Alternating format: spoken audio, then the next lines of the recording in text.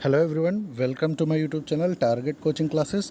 आज हम एक बार फिर इतिहास के बहुत ही महत्वपूर्ण क्वेश्चन जो इंडियन नेशनल मूवमेंट से रिलेटेड हैं, बनते हैं कॉम्पिटिटिव एग्जाम्स में, वो मैं आपके सामने एक बार फिर हाजिर हुआ हूँ लेकर। ठीक, तो आइए पहले प्रश्न पे चलते हैं। निम्न में से किसे भारतीय क्रांति की माँ कहा जाता है? तो आपके जो ऑप्शंस हैं, एनी बेसेंट, सरोजनी नायडू, रमाबाई, भीकाजी रुस्तम कामा।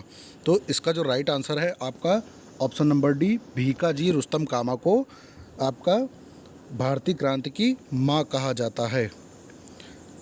तो आगे चलते हैं अगले प्रश्न की ओर। हम मैडम कामा ने 1907 में प्रथम तिरंगा ध्वज कहाँ फहराया था? ठीक, तो आपको बताना है प्रथम तिरंगा इन्होंने कहाँ पे फहराया था। लंदन, पेरिस, मॉस्को और स्टुटगार्ट। तो इसका जो राइट आंसर है वो आपका डी, इन्होंने 1907 में जर्मनी के स्टुटगार्ट में पहली बार प्रथम तिरंगा फहराया था। तो राइट आंसर आपका हो जाएगा ऑप्शन नंबर डी। तो अगले क्वेश्चन पे चलते हैं।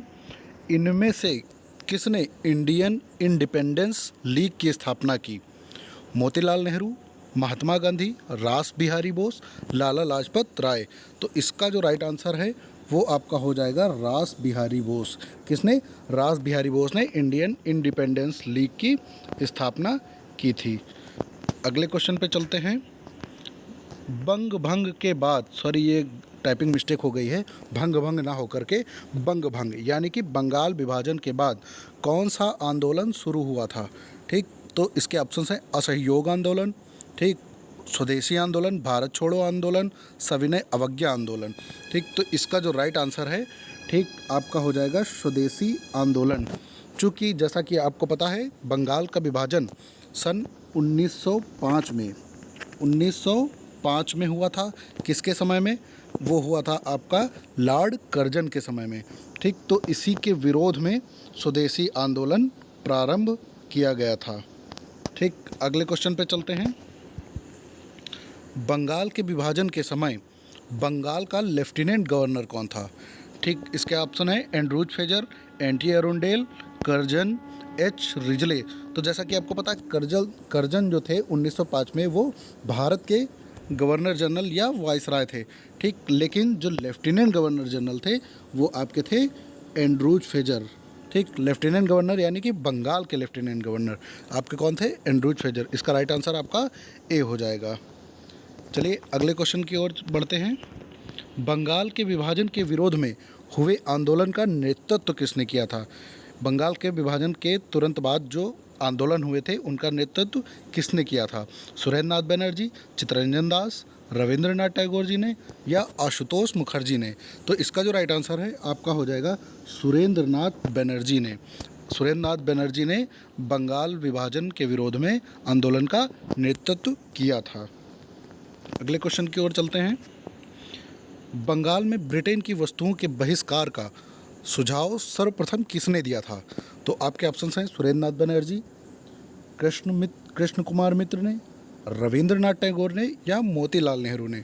ठीक, तो इसका जो राइट आंसर है वो आपका हो जाएगा कृष्ण कुमार मित्र जी ने ही सर्वप्रथम अपनी पत्रिका में सुझाव दिया था कि स्वदेशी को अपनाया जाए तथा विदेशी वस्तुओं का बहिष्कार किया जाए। तो इसका राइट आंसर आपका ऑप्शन नंबर बी होगा। अगले क्वेश्चन की ओर। बंगाल विभाजन को किस वर्ष रद्द कर दिया गया? ठीक, तो आपके ऑप्शन हैं 1911, 1905, 1906, 1960 या 1906। ठीक, तो जैसा कि आप जानते हैं बंगाल विभाजन कब हुआ था? 1905 में हुआ था, लॉर्ड कर्जन के समय में। लेकिन 1911 में ब्रिटेन के सम्राट जॉर्ज पंचम और वहाँ की महारानी मेरी भारत में दिल्ली दरबार में सम्मिलित हुई थी। ठीक, तो वहीं पर इन्होंने बंगाल के विभाजन का विरोध देखते हुए इन्होंने 1911 में ये घोषणा कर दी थी कि बंगाल का विभाजन जो है रद्द कर दिया जाएगा। ठीक, और इसी दिल्ली दरबार में एक और घोषणा हुई कि भारत की राजधानी कलकत्ता से स्थानांतरित करके नई दिल्ली को बनाया जाएगा। तो इसका राइट आंसर हो जाएगा ऑप्शन नंबर ए। अगले क्वेश्चन की ओर चलते हैं। स्वदेशी आंदोलन का नेतृत्व दिल्ली में किसके द्वारा किया गया था? बहुत ही अच्छा क्वेश्चन। बाल गंगाधर तिलक, अजीत सिंह के द्वारा, चिदम्बरम पिल्लई द्वारा, सैयद हैदर रजा द्वारा। तो आप जान लीजिए बाल गंगाधर तिलक, इन्होंने स्वदेशी आंदोलन का जो नेतृत्व था इन्होंने किया था महाराष्ट्र में, यानी कि पुणे और मुंबई में, तथा अजीत सिंह और लाला लाजपत राय जी के द्वारा पंजाब तथा उत्तर प्रदेश में स्वदेशी आंदोलन का नेतृत्व किया गया था, तथा चिदम्बरम पिल्लई इनके द्वारा दक्षिण भारत में या साउथ रीजन में इसका नेतृत्व किया गया था, जबकि दिल्ली में सैयद हैदर रजा जी के द्वारा स्वदेशी आंदोलन का नेतृत्व किया गया। तो इसका जो राइट आंसर है आपका ऑप्शन नंबर डी हो जाएगा। तो अगले क्वेश्चन की ओर चलते हैं। Indian society of oriental art की स्थापना किसने की? अविंद्रनाथ टैगोर, नंदलाल बोस, रविंद्रनाथ टैगोर, अमृता शेरगिल।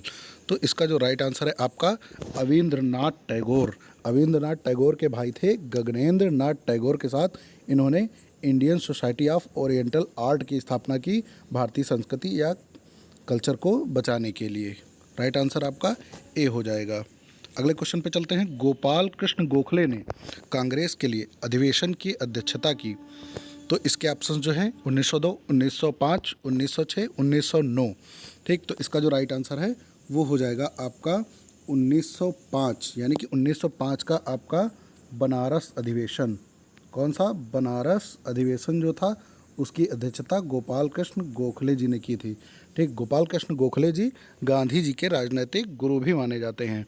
ठीक, तथा 1906 में कलकत्ता अधिवेशन में दादा भाई नौरोजी ने कांग्रेस के अधिवेशन की अध्यक्षता की थी, तथा आप जानते हैं 1909 में क्या हुआ था? तो 1909 में पार्लियामेंटो आपका सुधार आया था।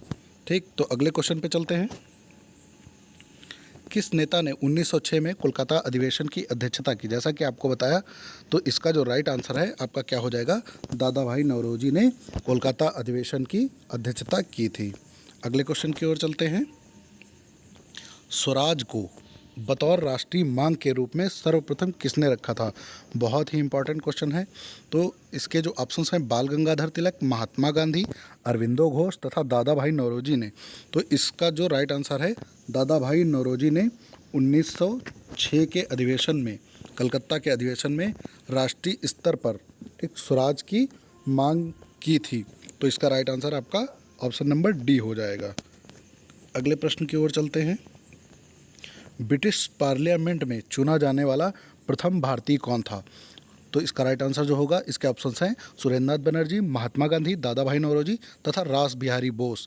ठीक, तो दादा भाई नौरोजी जो थे ब्रिटिश में, ठीक, लिबरल पार्टी के टिकट पे इन्होंने फिंसबरी से इनको संसद में चुना गया था। तो इसका राइट आंसर हो जाएगा दादा भाई नौरोजी, तथा इन्हीं को grand old man of India भी कहा जाता है। अगले प्रश्न की ओर चलते हैं। नरम दल और गरम दल के रूप में भारतीय राष्ट्रीय कांग्रेस का विभाजन किस अधिवेशन में हुआ? ठीक, तो आपके ऑप्शंस हैं मुंबई अधिवेशन, सूरत अधिवेशन, इलाहाबाद अधिवेशन तथा लखनऊ अधिवेशन। तो इसका जो राइट आंसर है वो आपका हो जाएगा सूरत अधिवेशन। 1907 में सूरत अधिवेशन में ही कांग्रेस के नरम दल और गरम दल में विभाजन हो गया था। अगले क्वेश्चन की ओर चलते हैं।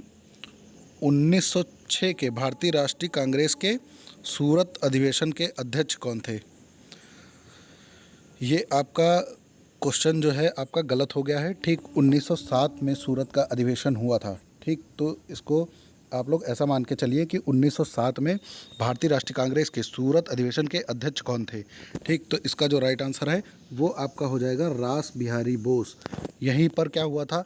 कांग्रेस दो दलों में बट गई थी, नरम दल और गरम दल।